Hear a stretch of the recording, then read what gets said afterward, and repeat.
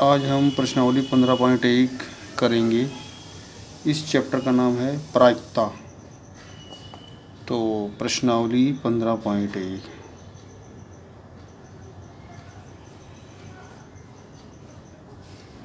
पहला सवाल,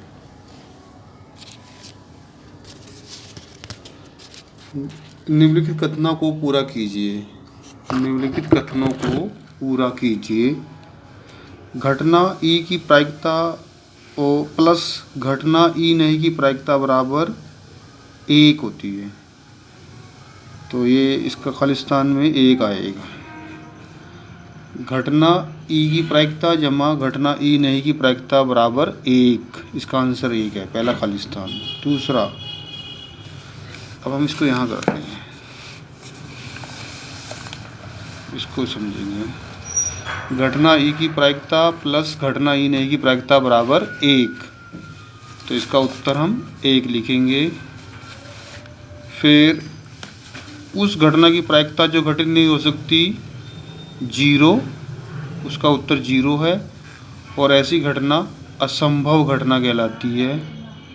असंभव घटना।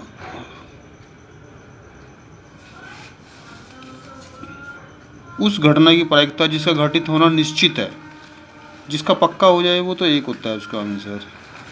और ऐसी घटना को क्या कहते हैं? निश्चित घटना। निश्चित। चौथा, किसी प्रयोग की सभी प्रारंभिक घटनाओं की प्रायिकता का योग 1 होता है। किसी प्रयोग की सभी प्रारंभिक घटनाओं की प्रायिकता का योग 1 होता है। पांचवा, किसी घटना की प्रायिकता 0 से बड़ी या उसके बराबर होती है। 0 से बड़ी या उसके बराबर होती है तथा 1 से छोटी या इसके बराबर होती है। तो इसका मतलब होता है कि जो प्रायिकता है उसका आंसर 0 या 0 से बड़ा होगा और 1 या 1 से छोटा होगा। ठीक है,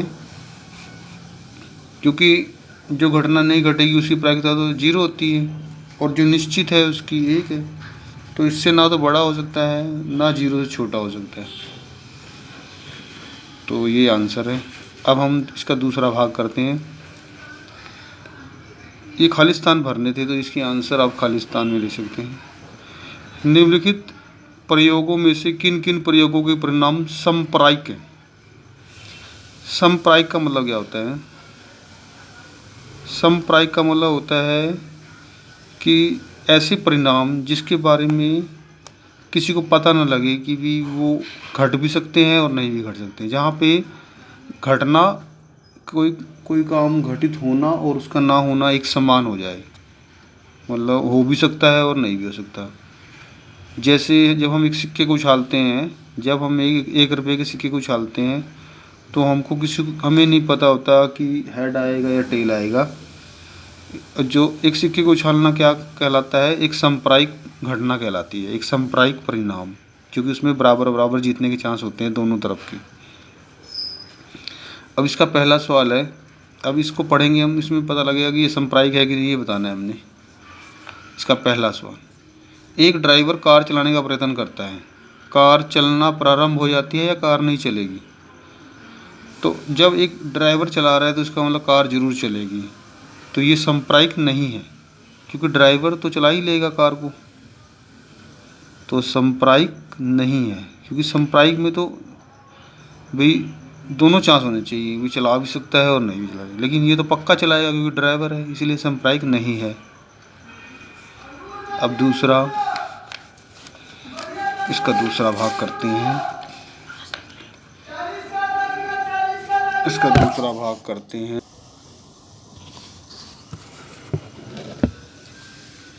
अब दूसरा सवाल, एक खिलाड़ी बॉल को बास्केट में डालने का प्रयत्न करता है। वह बास्केट में बॉल को डाल पाती है या नहीं? खिलाड़ी है बास्केटबॉल की, तो वो बास्केट को जरूर डाल देगी। तो सांप्रायिक नहीं है, सांप्रायिक नहीं है। तीसरा, एक सत्य असत्य के प्रश्न का अनुमान लगाया जाता है, उत्तर सही है या गलत।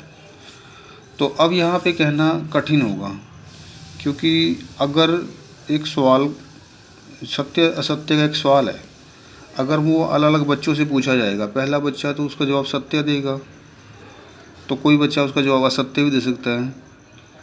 तो इसका मतलब ये घटना सांप्रदायिक है, क्योंकि इसमें हमें पता नहीं लग पा रहा, अलग अलग बच्चों को अलग अलग आंसर देंगे वो, तो इसका मतलब ये सांप्रदायिक है। अब इससे पहले वाले सवालों में जब बच्चों को बता दिया जाएगा कि वो फुटबॉल का बास्केटबॉल का खिलाड़ी है, तो वो तो बच्चा कह देगा कि हाँ ये डाल देगा उसको बास्केटबॉल में। तो पहले दो तो सांप्रदायिक नहीं है, लेकिन तीसरा सांप्रदायिक है, क्योंकि ना सत्य असत्य के प्रश्न का अनुमान हर कोई सही नहीं लगा सकता, कोई गलत भी लगा सकता है। अब चौथा सवाल, एक बच्चे का जन्म होता है, वह एक लड़का है या एक लड़की है। हम देखते हैं कि अलग अलग घर में जब किसी के घर यहाँ पे बच्चा होता है तो किसी के हम सुनते हैं कि किसी का लड़का हुआ है, किसी की लड़की। तो इसका मतलब ये भी सांप्रदायिक है, किसी को पता नहीं लगता, तो इसका आंसर भी सांप्रदायिक है।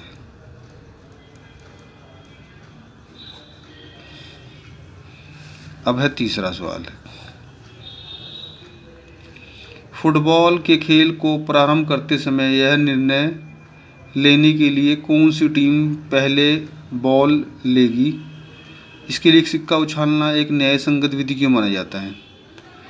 देखो, जब हम फुटबॉल खेलने के लिए कोई भी खेल शुरू करते हैं तो उससे पहले कहते हैं ना कि हम एक सिक्का उछालते हैं, जो जिसका हेड आएगा वो टीम खेल लेगी। तो हमारी उसमें हमने क्रिकेट में भी देखा है कि पहले टॉस होता है, फिर उसके बाद जो टीम जीतती है वही खेलती है, वही निर्णय लेती है कि उसने बैटिंग करनी है या बॉलिंग करनी है। वो इसलिए सही है क्योंकि उनको भी पता है कि जो सिक्का उछालने से जो भी परिणाम आएगा, या हेड आएगा या टेल आएगा, उसमें कोई धोखा नहीं हो सकता, वो सांप्रदायिक परिणाम है। तो सिक्का उछालना एक उचित निर्णय है। सिक्का उछालना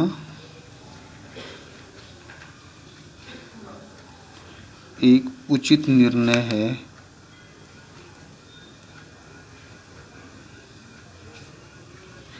क्योंकि इसके जो परिणाम है ना, परिणाम सांप्रदायिक है, हमें पता नहीं लगेगा कि हेड आ सकता है कि टेल आ सकता है, सांप्रदायिक है। तो ये सही, तीसरे का उत्तर आपने ऐसे देना है। अब चौथा सवाल, चौथे में ना ऑप्शन दिए हुए कि ए ऑप्शन है या बी या सी या डी। निम्नलिखित में से कौन सी संख्या किसी घटना की प्रायिकता नहीं हो सकती। इसमें से कौन सी प्रायिकता नहीं है। एक तो ए है 2/3 इसका उत्तर है, बी का उत्तर माइनस में 1.5 है, सी का उत्तर है 15%, और डी का उत्तर है 0.7। इसमें से कौन सा नहीं है, आंसर ये पूछा है। तो अब ये बटे में है, जैसे अब 2/3 हर किसी बच्चे को नहीं पता लग पाएगा कि इसका आंसर क्या है। हमें ये पता होना चाहिए कि जो प्रायिकता है ना वो 0 से 1 के बीच में होती है। 0 भी होती है, 1 भी होती है, और उसके बीच वाला भी कुछ भी। अब 0 से 1 के बीच में ना 0.1, 0.2, 0 कुछ होएगा, 0 जरूर होगा। जितने भी 0 है ना वो सारे इसके अंदर आएंगे, क्योंकि अगर 1 पॉइंट हो गया तो वो 1 से बाहर चला जाएगा, तो इसके बीच में तो 0 वाले सारे आएंगे। तो अब हम 2/3 को ना डिवाइड करके देखते हैं। हम किसको ऊपर रखेंगे, अंदर किसको रखेंगे, जो ऊपर वाला है 2 को, और नीचे डिवाइड कैसे करेंगे, 3 से। अब जब हम 3 एकम 3 लिखेंगे तो 3 तो बड़ा होता है 2 से, इसीलिए ना हम क्या करेंगे, ऊपर से 0 उतारेंगे और उसके नाम का आंसर में 0 पहले लिख लेंगे। अब ये 20 बन गया, तो 3 6 18। तो देखो इसका आंसर 0.6 दिख रहा है, तो 0 आ रहा है, तो इसका मतलब इसका आंसर 0 से 1 के बीच में है। तो 0 कुछ भी आए, मैंने बोला था 0 कुछ भी आए वो सारे इसके बीच में होते हैं, तो ये ठीक है, तो ये है। अब ये आंसर 0 माइनस के 1.5 है, तो ये तो जीरो से भी इधर चला गया, माइनस में इधर होता है।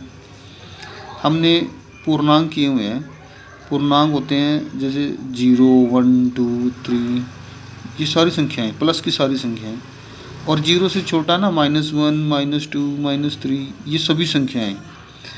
तो पूर्णांक मतलब माइनस में भी संख्याएं आती हैं, तो ये जो माइनस की संख्या है वो तो जीरो से पीछे चलेगी, यहाँ पे आ गई।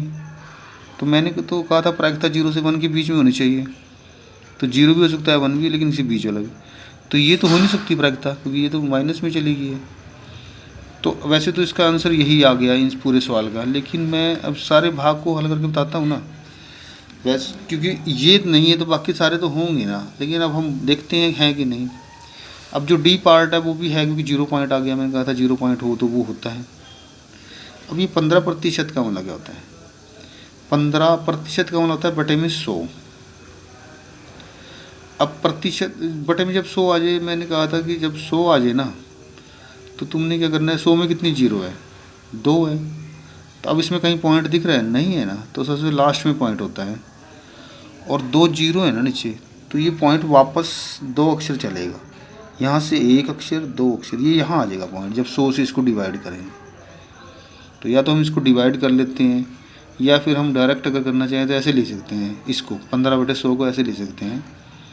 और ये देखो इसका आंसर 0 पॉइंट आ रहा है ना, तो 0 पॉइंट जो भी आंसर आएगा वो 0 से 1 के बीच में होता है। तो ये भी प्रायिकता है, ये भी है, ये भी है, ये नहीं है। तो इसका उत्तर है बी। बी उत्तर है इसका, चौथा भाग। अब हम 5वां भाग करते हैं। यदि पीई का मान दिया हुआ है 0.05, तो पीई नहीं की प्रायिकता बताओ। ये पीई का मतलब होता है कि पीई की प्रायिकता, ई की प्रायिकता है। ये पी का मतलब होता है प्रायिकता, इंग्लिश में प्रोबेबिलिटी बोलते हैं। तो ये पी से स्टार्ट है ना, इसलिए पीई होने की प्रायिकता है 0.05। अब पीई नहीं की पूछी है उसने, ई नहीं, इसकी प्रायिकता नहीं पूछी है। तो अभी हमने एक पहला खालिस्तान किया था कि पीई और पीई नहीं, इन दोनों का जोड़ 1 होता है। हमने ये फॉर्मूला है, ये फॉर्मूला बन गया, ये याद कर लो कि ये फॉर्मूला है। तो ये फॉर्मूला है, पीई और पीई नहीं का बराबर 1 होता है। तो अब हम देखो क्या करेंगे, अगर हमने पीई नहीं निकालना है ना, तो पीई नहीं का फार्मूला क्या बनेगा, 1, ये उधर आके माइनस का हो जाएगा, 1 माइनस पीई, मतलब 1 माइनस पीई फॉर्मूला है पीई नहीं का। अब 1 माइनस पीई का मान है ये 0.05। अब 1 में से ये घटाना है। तो एक बात का ध्यान रखो, जब हम, ये तो एक पूर्ण संख्या, पूरी संख्या है एक, और ये पॉइंटों वाली संख्या है, दशमलव संख्या, तो इसको भी पहले दशमलव में बना लो। अब 1 है, अब आप कहोगे 1 को दशमलव में कैसे बनाएं? तो 1 है ना, अगर तो पॉइंट इसमें दिख तो नहीं रहा, तो सबसे लास्ट में होता है, 1 के बाद होता है, यहाँ होता है पॉइंट। अब जो दूसरी दशमलव संख्या है ना, उसमें पॉइंट के बाद कितने अक्षर हैं? 2 अक्षर हैं, तो इसमें भी पॉइंट के बाद 2 अक्षर लिखने पड़ेंगे, तो 2 जीरो लगा लो। अब हमने 1 में से ये घटाना है, ये 1 को तो हमने ये लिख लिया, अब ये घटाएंगे तो ऐसे घटाएंगे 0.05। एक बात का ध्यान रखना, पॉइंट के सीधे में पॉइंट रखना, और पॉइंट से इधर जितने अक्षर हैं जैसे इसके नीचे आने चाहिए हर अक्षर, तो इसीलिए मैंने 2 अक्षर पहले लिख लिए थे। अब क्या करेंगे, घटाएंगे, यहाँ से ऐसे लिया, यहाँ हो गए 10, 10 में से 5 गए 5, यहाँ रह गए 9, 9 में से 0 गए 9। अब यहाँ 1 इधर से चला गया था, यहाँ 0 रह गया, 0 में से 0 गए 0, और प्लस में बचेगा क्योंकि बड़ा रकम है, 1 बड़ा होता है, और ये 0 पॉइंट है, छोटी रकम है। तो इसका आंसर आ गया 0.95। इसको अलग अलग बोलते हैं, 0.95 ऐसे बोलते हैं। तो ये 5वां सवाल हो गया। अब 6ठा सवाल देखते हैं हम इसका।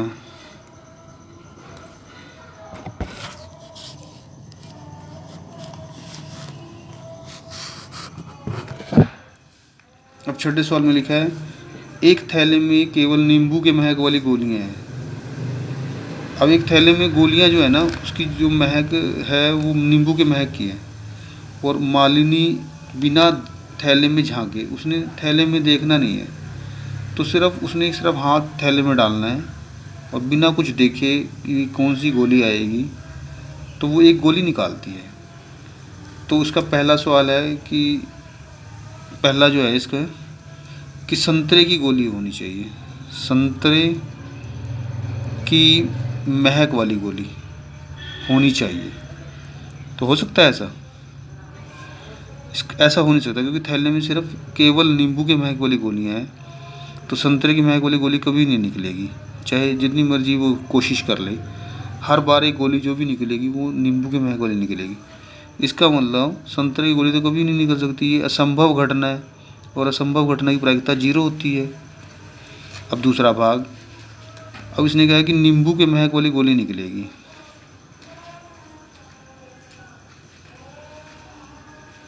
तो अब उसमें तो नींबू की महक वाली ही गोलियां हैं, जितनी मर्जी बार वो एक एक गोली निकालेगी, बार बार वो नींबू की महक ही गोली निकलती जाएगी। तो ये है निश्चित घटना, ये पक्का, मतलब वही गोली नींबू की आएगी। निश्चित घटना की प्रायिकता 1 होती है। तो ये सवाल भी हो गया। तो ये मैंने आपको 6 सवाल समझा दिए। अगर आपको ये सवाल समझ आ गए हैं तो आप इस वीडियो को ज़रूर शेयर, लाइक करें और अपने दोस्तों को भी शेयर करें और कमेंट ज़रूर करें।